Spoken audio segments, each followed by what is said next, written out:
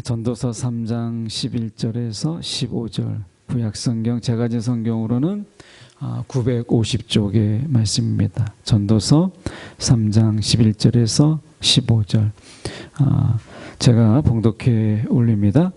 하나님이 모든 것을 지으시되 때를 따라 아름답게 하셨고 또 사람들에게는 영원을 사모하는 마음을 주셨느니라.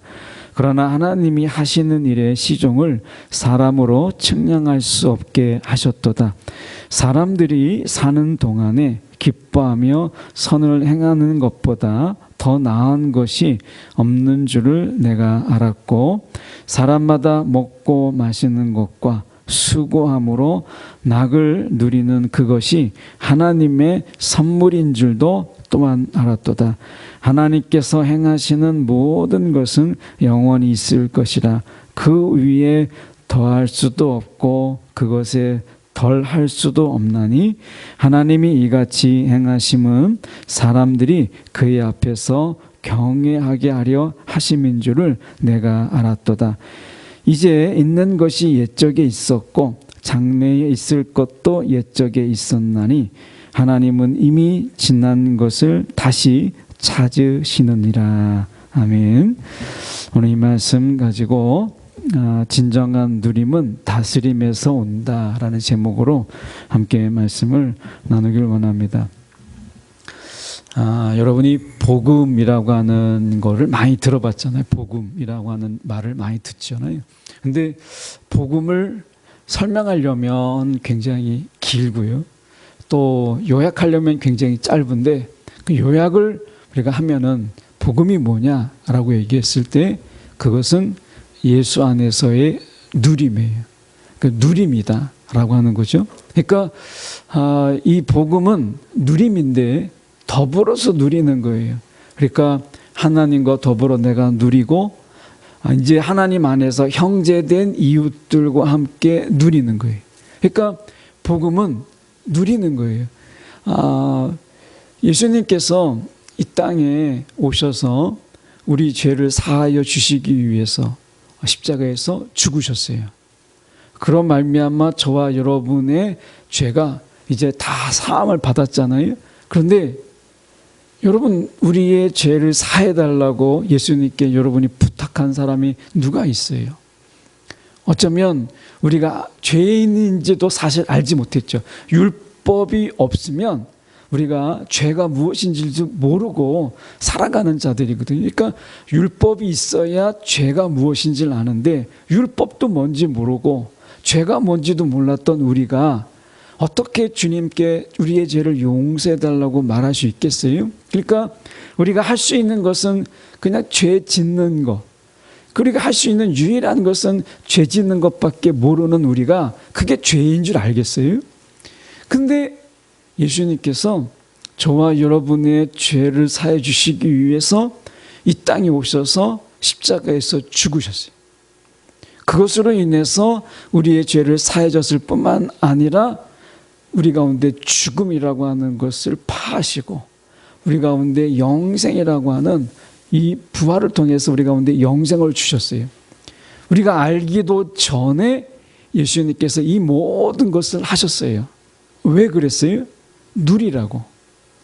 누리지 못하는 삶이 너무 불쌍하니까 누리지 못하고 죄의 지배 아래서 살아가는, 죄의 지배 아래 살아가는 삶은 누림이라는 게 없어요. 쉼이라는 게 없고 그 속에서 안식이라는 게 없고 그 속에서는 평안이라는 게 없잖아요. 늘 불안하고 걱정하고 초조한 거예요. 그래서 우리를 너무나 사랑하시고 또한 불쌍히 여기셔서 예수님께서 십자가에서 죽으심을 통해서 이제 누리는 인생, 어떻게 보면 늘 갇혀있고 그리고 구속된 인생 속에서 우리를 건지셔서 누리도록 하신 거잖아요. 그러니까 복음은 누리는 거예요. 하나님과 더불어서 누리고 그리고 형제들, 이웃된 형제들 속에서 누리는 거예요. 이 누리는 것이 하나님이 우리 가운데 복음을 주신 이유고 복음은 결국 누림이라는 거예요. 왜냐하면 복음은 하나님이 다 하셨어요. 예수님께서 다 하셨어요. 우리의 죄를 사해 주신 것도 그분이 하셨고, 그리고 우리가 잃어버렸던 것, 아담 이래 우리 가운데 빼앗겼던 것들, 우리가 행복이라고 하는, 복이라고 하는 것, 우리는 죄의 지배 아래서 복의 자녀가 아니라 저주받은 자로 세상을 살아갔어요. 다 빼앗기고 살아갔죠. 복도 빼앗기고 형통도 빼앗기고 평안도 빼앗긴 상태에서 우리는 그렇게 사는 거예요. 죄의 지배 아래서. 그런데 예수님께서 오셔서 이것을 회복시켜 주셨어요. 하나님의 자녀가 되는 이 권세를 우리 가운데 회복시켜 주셨고요. 우리 가운데 이제 하나님의 복이 우리 가운데 있게 하셨고, 하나님의 형통이 우리 가운데 있게 하셨어요. 이 모든 것을 우리가 알기 전에 다 해주셨어요. 그리고 이제 그 안에서 누려라 라고 하시는 것이 복음이라는 거예요. 다 준비해 놓으셨어요. 알기도 전부터. 그래서 말씀에 13절에 보시면 이렇게 말씀합니다.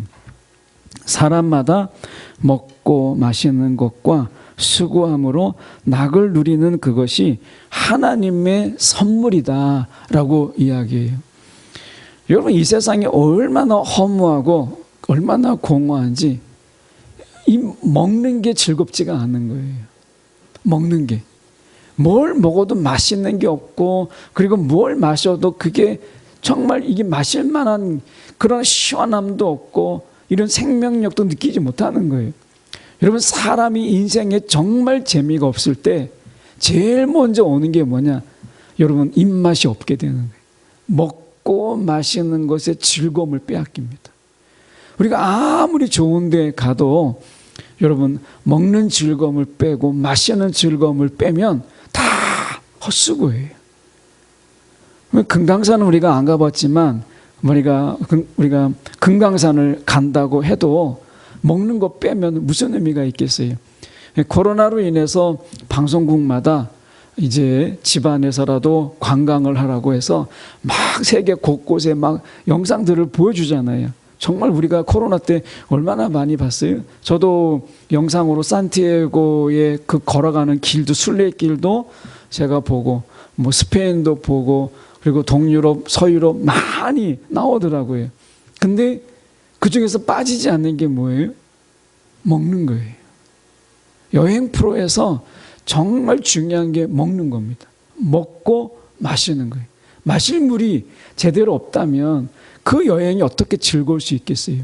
그래서 하나님께서 우리 가운데 어떤 것을 허락하셨냐면 먹는 즐거움을 주셨어요. 먹는 즐거움, 마시는 즐거움. 여러분, 먹는 즐거움이라는 게 얼마나 큽니까? 살면서. 그래서 하나님이 오죽하면 너희가 먹고 마시는 것을 염려하지 말라고 했어요. 먹고 마시는 것을 염려하지 말라고 했어요. 하나님이 먹고 마시는 것, 맛있게 먹고 그리고 시원하게 마실 수 있도록 하나님이 이걸 해결해 주시겠다고 말씀하시는 거예요. 여러분, 오늘 말씀 속에서 이 전도서는 헛되고 헛되고 헛되도다. 세상을 살아보니까 정말 헛된 게 많다는 거예요. 우리가 이 헛된 인생 속에서 살아가고 있는 거예요. 헛된 삶 속에 살아가는 거예요. 그래서 사실은 이 세상에 산다는 게 이미 자체가 우울이에요. 이 세상에 살고 있다는 게 우울이고, 이 세상에 살고 있다는 게 괴로움이에요. 근데 하나님께서 우리를 건지셨다면, 누리게 하셨다면 제일 먼저 달라지는 게 뭐냐? 먹는 것부터 달라지는 거예요. 그래서 함께 먹는 즐거움, 함께 마시는 즐거움을 누리도록 하시는 거죠. 누림에 가장 먼저 나타나는 그 누림은 먹고 마시는 데서 있어요. 그래서 우리가 출애굽했던 이스라엘 백성들에게 가장 시급한 문제가 뭐예요? 애굽에서 나왔어요. 그러면 가장 시급한 게 뭐죠? 무엇을 먹을까? 무엇을 마실까? 이거잖아요. 광야 가운데 물이 있습니까? 광야 가운데 먹을 게 있습니까? 애굽에서 나와서 가장 그날부터 부딪히는 문제가 마시는 문제예요. 마시는 문제. 마라. 너무나 쓰다라는 말인데, 이 말은 쓰다라는 말보다는 우리가 원어적으로 보면 부패한 거예요. 물이 썩어버린 거예요. 마실 수 없는 물이죠. 이것을 바꾸셨어요. 제일 먼저 만나는 게 마실 것, 먹는 것, 이거죠.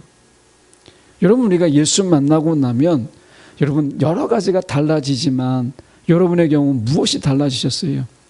정말 하늘도 새 하늘이고 햇빛도 정말 새로운 햇빛이고 나무도 풀도 다 새로워지잖아요. 예수 만나면, 우리가 예수 만나기 전에 인생과 예수 만난 인생, 그 이후의 인생은 벌써 보이는 게 달라요. 햇빛이 그렇게 영롱할 수가 없고요. 그리고 나무들은 그렇게 초록빛이 막 생동감이 넘칠 수가 없어요. 새는 그렇게 어떻게 이렇게 활발한지 다 다르게 보이잖아요. 그런데 그 중에서 예수 만나고 나서 달라지는 게 뭐냐? 먹는 게 달라져요. 먹는 게. 아마 여러분이 경험이 있을지 모르겠습니다만은 먹는 게 그렇게 맛있을 수가 없어요. 맛있는 게 벌써 달라져요. 누림이라는 거예요. 예수 만나고 나면 왜 이 모든 것이 다 달라지느냐? 누리는 거예요. 그래서 말씀의 13절에 다시 가서 보면 사람마다 먹고 마시는 것과 수고함으로 낙을 누리는 거예요. 낙을 누리는데 이 낙이 어디서 오는 거냐? 하나님의 선물이라고 얘기하죠. 하나님의 선물. 하나님께서 다 준비해 놓으신 거예요. 이것을 하나님의 잔치를 벌이셨어요. 마음대로 먹고 마음대로 마시는, 먹는 즐거움, 이것을 하나님께서 우리 가운데 베푸셨다는 거예요. 그 누림이죠. 누리는 거. 아무리 많이 가지고 있으면 뭐예요? 누리지 못하면 무슨 소용이 있어요? 우리가 보면 예수님께서 가르쳐준 기도 속에 보면 일용할 양식이에요. 일용할 양식. 내일의 양식이 아니라 오늘 양식. 오늘 양식을 가지고 내가 배불리 먹고 맛있게 먹는 거예요. 오늘 우리 가운데 주님께서 원하시는 게 무엇이냐면 기왕에 먹는데 즐겁게 먹고 맛있게 먹는 거예요. 기왕에 마시는데 맛있게 마시는 거예요. 여러분 인생에서 어떻게 여러분 누리고 계십니까? 내 죽지 못해서 먹는 거. 그냥 살기 위해서 먹는 거. 주님이 이걸 원하시는 게 아니라는 거예요. 잘 생각해 보세요. 이동원 목사님이 이런 인터뷰를 한 게 있어요. 이동원 목사님의 그 차남이 이범이라고 하는 집사님이신데, 이 이범 집사님이 청년 때 공부를 그렇게 잘하지 못했어요. 그래가지고 성적표를 받아오면 늘 BC, BC 이런 거 있어요. 그런데 목사님이 이 아들을 축복하면서 A는 그 abnormal에서 이거 비이상적인 거다. 그러니까 정상적인 게 아니니까 A는 받을 생각 하지 마라. 이렇게 얘기하고 B는 beautiful이에요. 아름답다는 거예요. C는 크리스찬이니까 BC, BC가 너무 많으니까 B학점, C학점이니까 야 축복하면서 너는 beautiful 크리스찬이다. 아름다운 크리스찬이다라고 칭찬을 해주고 막 축복을 해준 그런 자녀예요. 이 자녀가 대학 때 늘 BC, BC니까 점수로 환산하면 우리가 70점, 겨우 60점 넘고 70점 요 정도. 그러니까 공부를 이렇게 썩 잘한 게 아니죠. 근데 이 아들이 너 꿈이 뭐냐 이렇게 얘기했더니 이 꿈이 자기가 변호사라고 한 거예요. 이 목사님이 속으로 웃었다는 거예요. 아니 A를 맞아도 변호사가 될까 말까 하는데 BC를 맞으니까 결국 60점 겨우 넘고 이제 과락점 면에서 이제 그렇게 다니는, 어떻게 보면 잘하면 80점, 못하면 70점, 조금 못하면 막 겨우 71점 정도 되는 아들이 변호사가 되겠다고 하니까 너무 우스운 거죠. 근데 이 아들이 졸업하자마자 정말 어렵게 이 한동대 로스쿨 1기에 들어간 거예요. 1기에. 그러니까 이제 나이가 좀 지나간 거죠. 근데 로스쿨 들어가면서 이 아들이 공부를 하기 시작하는데 얼마나 공부를 열심히 하는지 공부를 이제 파고드는 거예요. 그래서 졸업할 때는 거기서 1등을 졸업했어요. 그래가지고 변호사가 됐어요. 이게 41살이에요. 늦게 됐죠. 그러니까 뒤늦게 이제 공부라는 걸 알게 되고, 그렇게 공부를 못했던 이 아들이 뒤늦게 이제 공부라는 걸 알게 된 거예요. 그래서 이 친구가 미국의 한 게임 회사 EA라고 하는 게임 회사에 들어갔어요. 그런데 대장암 사기가 발견된 거예요. 이 목사님이 비행기를 타고 미국으로 건너가시는데 미국 도착 3시간 전에 이 아들이 병원에서 죽었어요. 아들이 임종을 보지 못했어요. 근데 이 목사님이 비행기에서 이렇게 기도했다고 그래요. 하나님, 대장암 말기인 내 아들이 내 기도를 들으시고 이 아들을 치유해 주셔서 이제 이 아들과 함께 변호사 일 이런 거 안 하고 전 세계 다니면서 내가 이 아들과 함께 하나님이 대장암 속에서 이 아들을 구해 주셨다 간증하면서 세계 곳곳에 다닐 수 있도록 하나님의 일하는 사람으로 쓰임받게 해주세요. 이렇게 기도했다는 거예요. 근데 도착하기도 전에, 임종을 보기 전에 그 아들이 하나님의 부르심을 받은 거예요. 여러분, 그렇게 공부했던 그 법률 공부를 1년도 채 쓰지 못하고 그렇게 죽게 된 거예요. 이 목사님이 한 인터뷰에서 이렇게 이야기했어요. 아들이 죽고 나니까 내가 천국을 그렇게 사모하게 되었다. 그 전에 천국, 아마 저나 여러분이나 나중에 좀 세월이 간 다음에, 그런 다음에 그때나 생각해 보지, 아마 지금 여러분 천국 생각하시는 분들이 많지는 않을 거예요. 그런데 이분이 아들이 먼저 천국에 가 있으니까 그 아들 볼 욕심에 내가 천국을 더 사모하게 되었다. 이렇게 이야기해요. 여러분, 이 천국이라고 하는 이것에 아들을 보고 싶은 이 슬픔이 너무 깊은데 이 슬픔 속에서 오히려 아들을 다시 볼 기대와 소망을 품게 되었고 천국을 내가 사모하게 되었다. 이렇게 이야기하셨다는 거예요. 그러면서 10가지 감사를 이렇게 인터뷰에 실었는데 그것은 저희 주제하고 좀 맞지 않아서 그것은 생략하는 걸로 하겠습니다. 여러분, 오늘 우리가 하나님이 이 세상을 살 때 정말 괴롭고 막 힘들고 이 세상이 지긋지긋해서 이 세상의 도피처럼 하나님의 천국을 우리 가운데 소개하셨을까요? 저는 하나님이 그런 천국을 우리 가운데 주셨다고 생각하지 않아요. 이 세상이 너무 힘들고 막 어려워서 정말 내가 이 세상은 정말 못 살겠다. 빨리 내가 천국에 가고 싶다. 이런 천국으로 하나님이 우리 가운데 주신 게 아니라는 거예요. 하나님은 복음을 이야기하셨어요. 하나님 나라의 복음이죠. 이 복음이 어떤 거예요? 하나님이 이 세상을 지금 다스리고 계세요.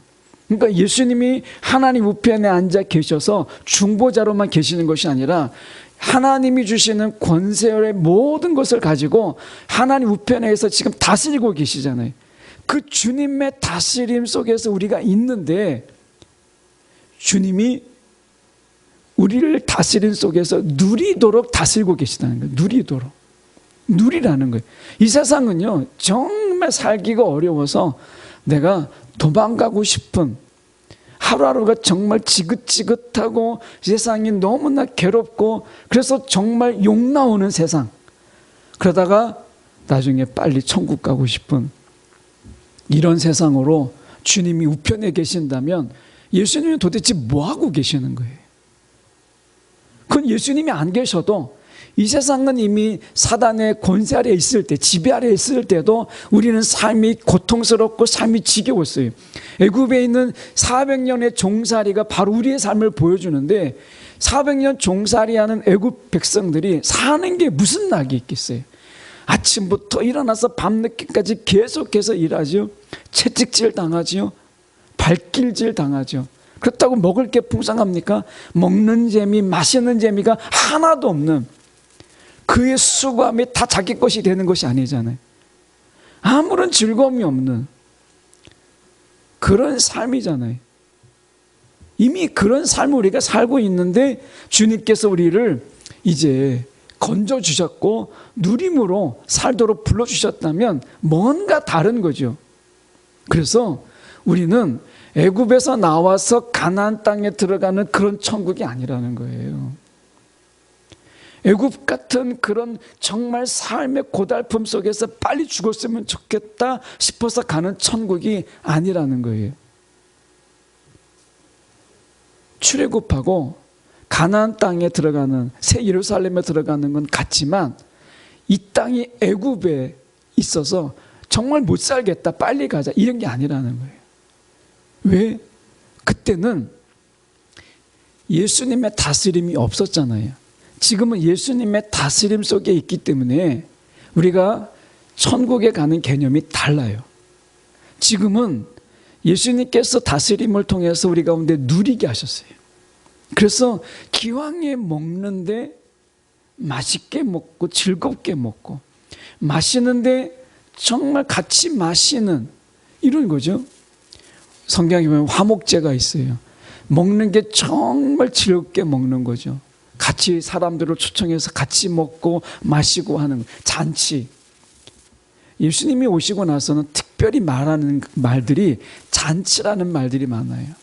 가나 혼인잔치, 나중에 어린 양의 혼인잔치, 잔치가 많습니다. 이게 뭐예요? 주님의 다스림 속에서는요, 먹는 게 다르고 마시는 게 다르고 수고하는 게 다르다는 거예요. 우리는 이 세상이 고달파서 도피처로 천국 가는 게 아니라 이 세상이 너무 좋아서 이런 세상이 계속됐으면 좋겠다라는 의미의 천국이에요. 다시 말씀드리면, 다시 아까 이동원 목사님의 얘기로 돌아가서 보면 그 아들이 정말 못 살게 말도 지긋지긋 안 듣고 정말 아버지를 괴롭히고, 그래서 이 아들을 차라리 없었으면 좋겠다 이런 아들이 아니라 너무나 사랑스러운 아들이잖아요. 그 아들이 너무나 이 시간, 이 세상에 사는 시간들이 너무 짧아서 그 아들을 영원히 볼 수 있는 그 나라, 그래서 천국을 그리워하는 거잖아요. 하나님이 우리를 천국으로 인도하시는데 이 세상이 주님과 함께하는 게 너무 좋은 거예요. 여러분 결혼하시기 전에 연애해 보셨잖아요. 저도 이제 아내를 만나서 이렇게 데이트하고 막 연애할 때 그때는 이게 저희가 이제 아내는 이제 흑석동에 있었고 저는 용산구에 있어서 주로 하는 게 이제 한강대교로 왔다 갔다 하는 거였어요. 발에다 주고 또 발에 옷 바우고 뭐 한강다리 왔다 갔다 하는 건데, 그러다 보면 이제 새벽 3시 뭐 4시 이렇게 되는 거예요. 이럴 바에는 우리가 그냥 빨리 결혼해서 이렇게 길바닥에서 낭비하는 시간을 좀 우리가 없애보자. 그래서 만난 지 3개월 만에 결혼을 한 거거든요. 그러니까 이런 시간들을 너무 아까운 거죠. 그러니까 이런 시간이 없이 길에서 방황하고 막 왔다 갔다 하는 이런 시간을 좀 없애보자 하는 거잖아요. 아마 여러분들 결혼하실 때 똑같은 마음 아니겠어요? 그 같이 있는 시간이 너무 좋은데 나중에 각각의 집으로 가는 게 너무 안타깝잖아요. 그러니까 같은 집에 같이 있는 시간들을 더 가져보자. 이게 결혼인 거잖아요. 신랑 대신 예수님과 신부인 우리가 너무 사랑하는데 헤어지는 시간이 있고 떨어지는 시간이 있으니까 같이 있어 보자. 이게 혼인잔치란 말이죠. 그러려면 같이 있는 시간, 잠깐이라도 그 시간이 즐거워야 돼요. 막 데이트하면 매일 싸우고 데이트하면 막 지지고 볶고 재미있는 게 아니라 막 큰 소리 나고 막 싸우고 그리고 막 내팽개치고 머리끄댕이 잡고 막 싸운다고 생각해 보세요. 같이 살고 싶겠습니까? 결혼이 기대가 되겠어요? 아니잖아요. 그러니까 주님이 다스리시는 가운데 우리를 누리게 하셨다는 것은 이 세상에서 약간 부족하잖아요. 사단의 방해가 있고 회방이 있고 그리고 주님과의 온전한 관계가 아닌 우리가 여전히 죄인인 죄를 짓는 이런 죄인 속에서 회개하는 죄인으로서 우리를 의인으로 여기신 거잖아요. 우리가 완전하지 않거든요. 이 완전하지 않는 가운데 주님과의 그 사랑이 너무 좋고 주님과의 만남이 너무 좋고 주님과의 교제가 너무 좋아서 이런 교제가 어떤 방해도 없고 완전한 이 교제, 완전한 사랑 그리고 완전한 만남 속에서 있었으면 좋겠다. 그래서 바라는 천국. 주님은 우리를 그것으로 인도하시기 위해서 그래서 천국을 소망하고 천국을 바라도록 이 세상을 누리는 세상을 주신 거예요. 누리도록. 그 가장 누리는 거에 그 가장 기본이 먹고 마시는 거예요. 먹고 마시는. 하나님이 채워주시겠다는 거예요. 먹게 하시고 마시게 하시겠다는 거예요.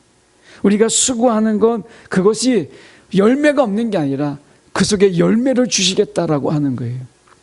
그래서 여러분 우리가 예수 믿는 자가 기왕에 먹는데 어떻게 맛있게 먹을까?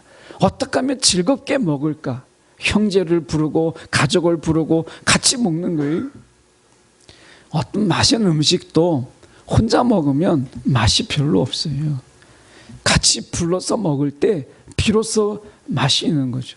별거 아니어도 여러분 그 속에 대화가 들어가고 서로 부르는 초청이 있고 뭐 그 속에서 오고 가는 이런 정이 있을 때 그게 맛있는 거잖아요.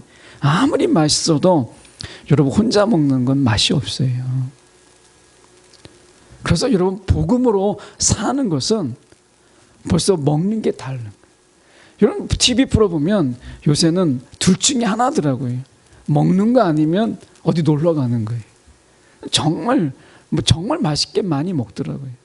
제가 그걸 보면서 세상도 저렇게 맛있게 먹고 세상도 저렇게 맛있는데 우리가 각오하는데 예수님께서 우리를 불러주실 때 우리는 그들과 좋은 먹는 게 아니라 좋은 교제와 좋은 나눔이 있는 이런 거죠. 누린다라고 하는 게 뭐겠어요? 우리가 같이 먹는 것을 나눠주고 풍성하게 같이 교제하고 이런 거잖아요. 그래서 우리가 12절에 보면 이렇게 말씀합니다. 사람들이 사는 동안에 기뻐하며 선을 행하는 것보다 더 나은 것이 없는 줄을 내가 알았고. 여러분 사는 동안에 정말 기쁨으로 선을 행하는 것. 우리가 나누고 베풀고 그리고 또한 더 얹어주고 믿음으로.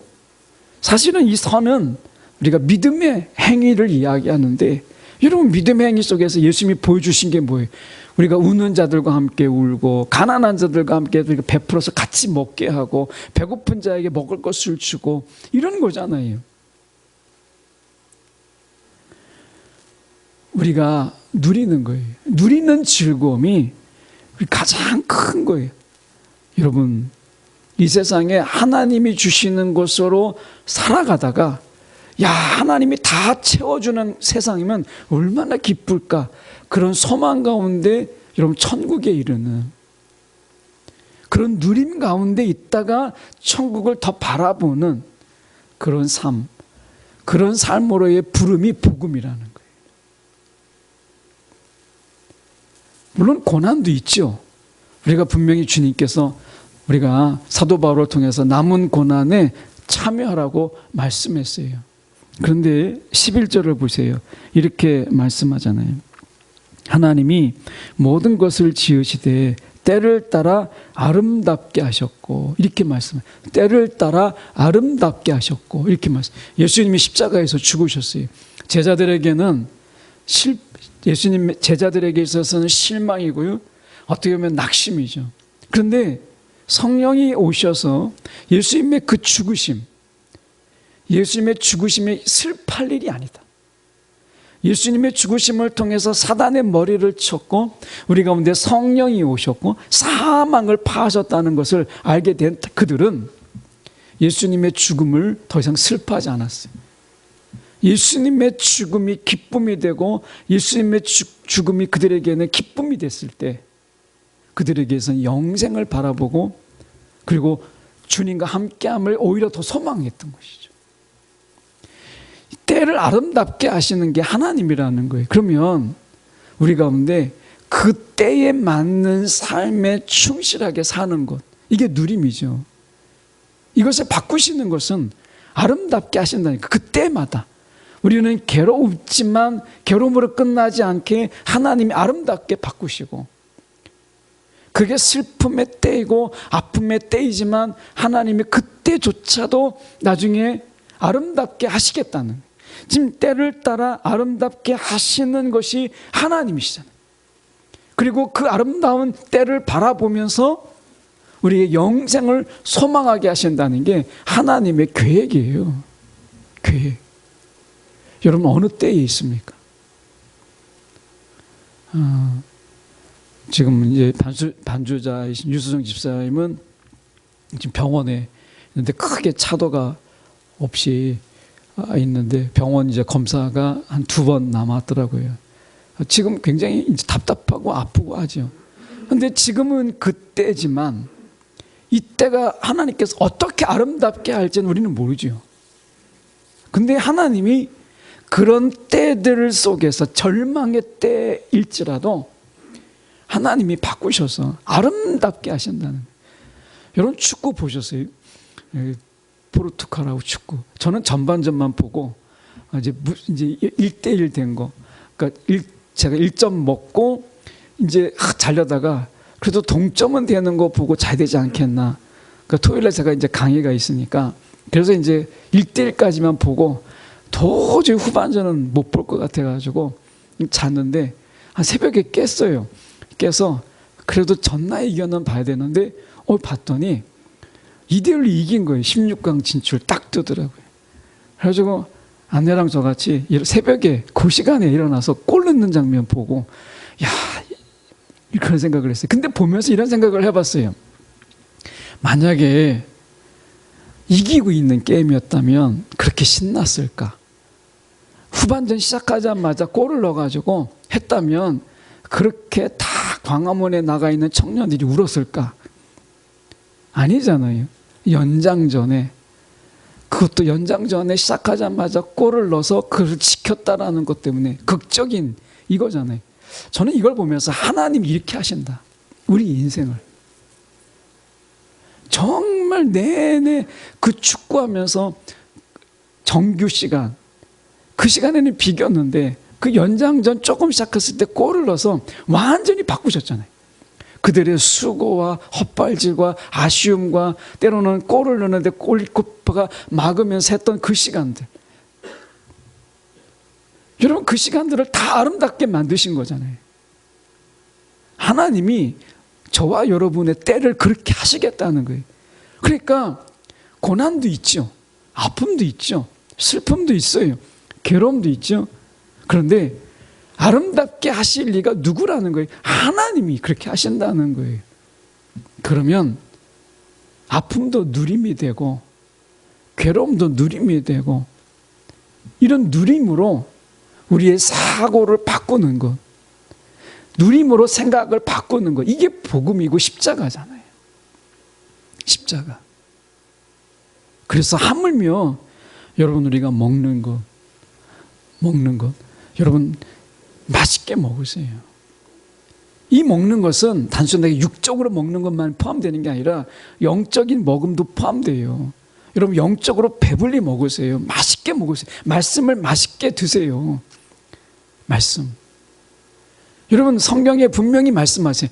이 말씀이 우리가 어떻게 꿀송이보다 달다고 얘기하잖아요. 여러분 이 말씀을 계속 먹으면 어디까지? 말씀이 달 때까지 드셔보세요. 생쌀을 먹으면 처음에 그렇게 맛이 없어요. 햅쌀이 올라왔더라고요. 이 처가에서 햅쌀이 올라왔는데 처음에 먹으면 생쌀 딱 먹어보면 맛있는지 모르죠. 그런데 몇 번 씹으면 정말 맛있어요. 햅쌀로 밥을 먹으면 묵은 쌀하고 정말 다르잖아요. 말씀이 지금 달지 않습니까? 말씀이 아직 단지 모르겠다 하면 말씀이 달 때까지 씹는 거예요.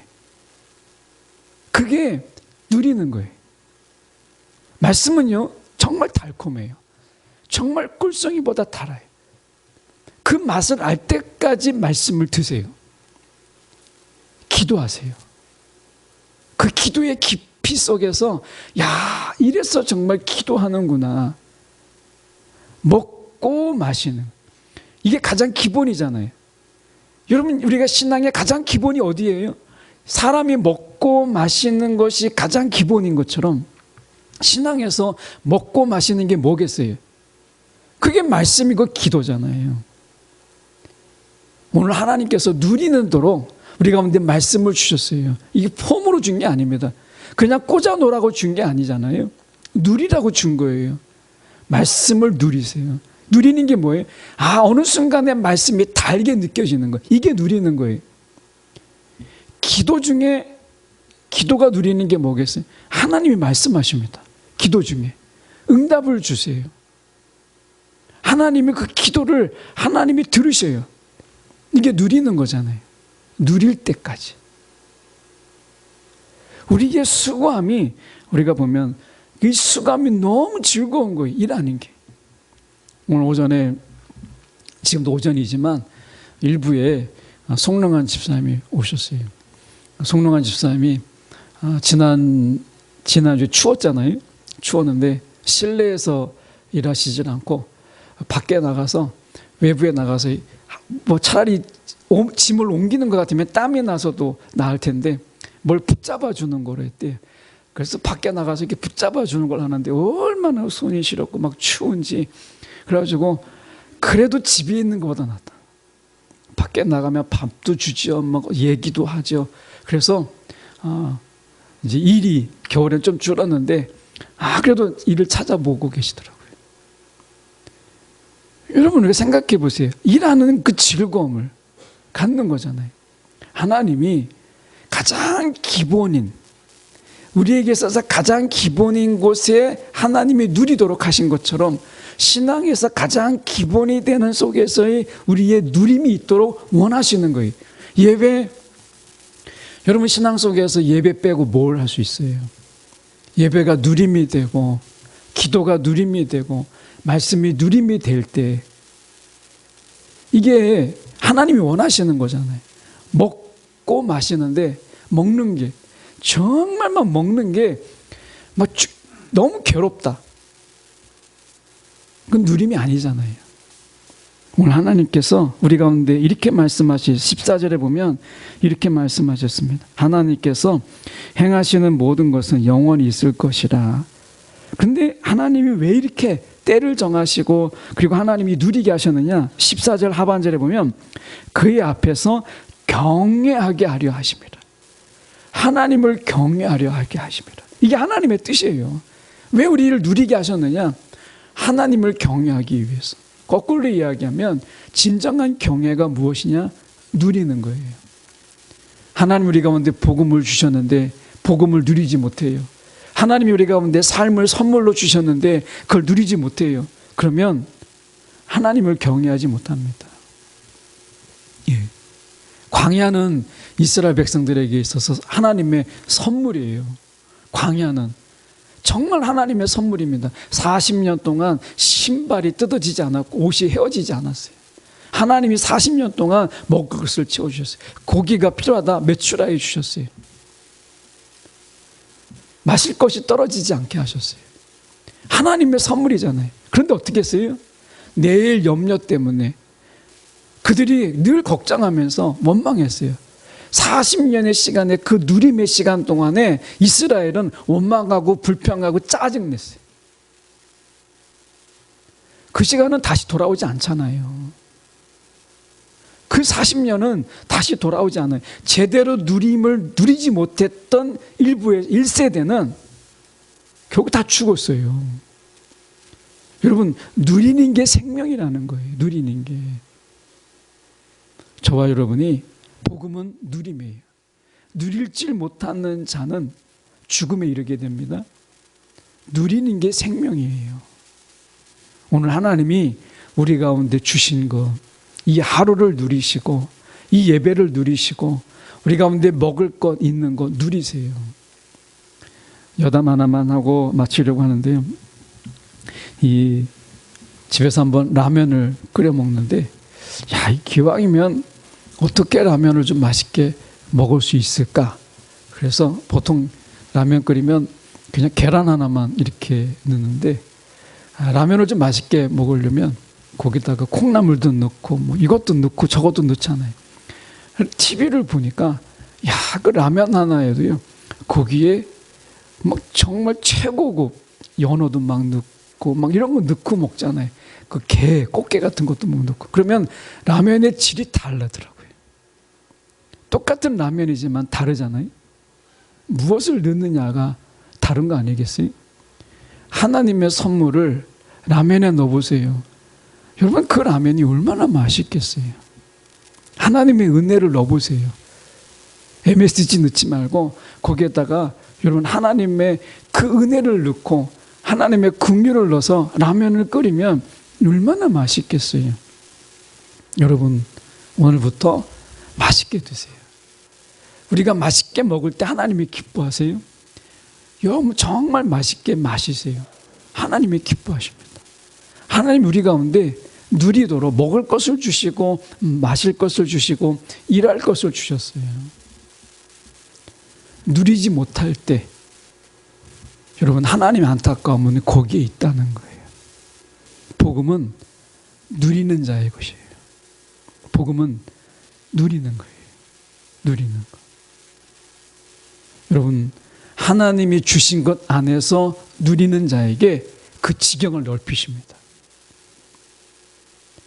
하나님이 주신 것을 누리지 못하는 자는 있는 것도 빼앗기는 거예요. 하나님이 주신 것을 풍성하게 누리세요. 하나님이, 야, 이 정도 가지고는 안 되겠구나. 그러면 하나님이 더 주고 싶은 마음이 생기도록 누리세요. 하나님이 누림의 지경을 넓히십니다. 우리가 넓히는 게 아니고 그분이 넓혀주세요. 오늘 하나님이 저와 여러분의 누림의 지경을 넓히시기를 원하시는 그런 모든 자들이 되기를 간절히 소망합니다. 기도하겠습니다.